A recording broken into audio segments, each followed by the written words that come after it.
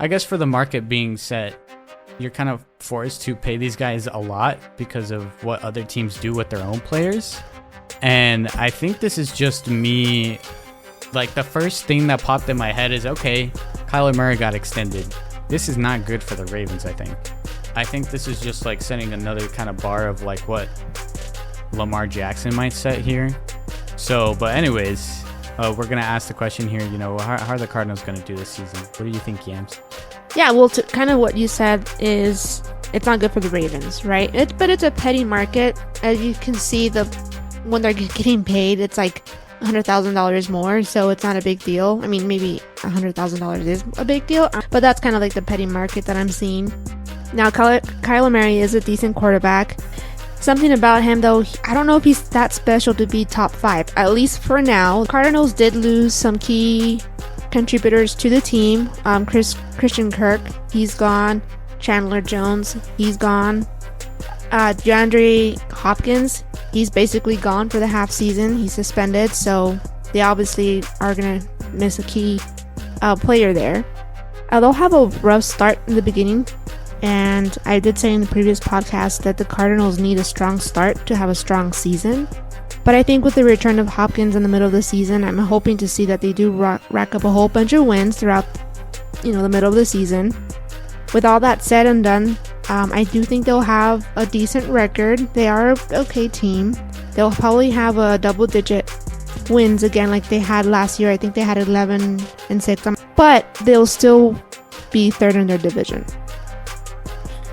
Yeah, well, for me, I was looking at their schedule.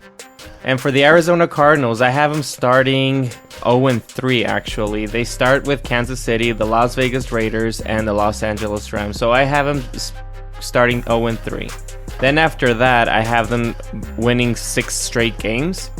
They have the Carolina Panthers, the Eagles, then Seattle, New Orleans, Minnesota, and Seattle again.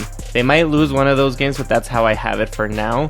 And then they go back and they play the Rams and then San Francisco, the Chargers. So if I go through the whole schedule, I have them as 9-8. They're still a really good football team.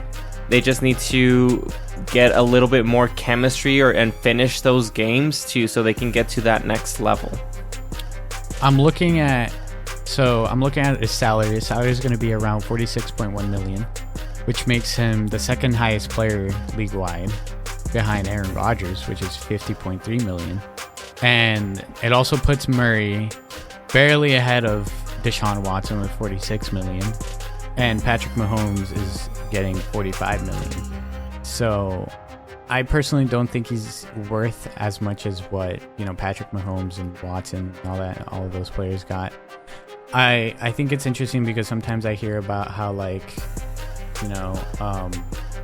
Kyler Murray is similar to Lamar Jackson, and if I had to pick between the two, I would pick Kyler Murray, but his size does kind of worry me because I feel like that limits him. Yeah, talent-wise, he is better, but the problem is that he can't stay healthy, Kyler Murray. And Lamar Jackson, he can. So that's where I'm torn between those two. Yeah, I choose Lamar Jackson here. One thing that you said, Andy, Murray can't stay healthy, and I think that Lamar Jackson just does much more special things with his legs, and I haven't really seen Kyler Murray do that much with his legs as Lamar Jackson does.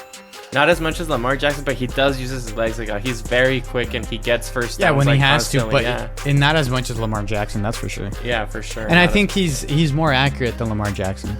Yes, and he can throw those deep balls better than Lamar Jackson.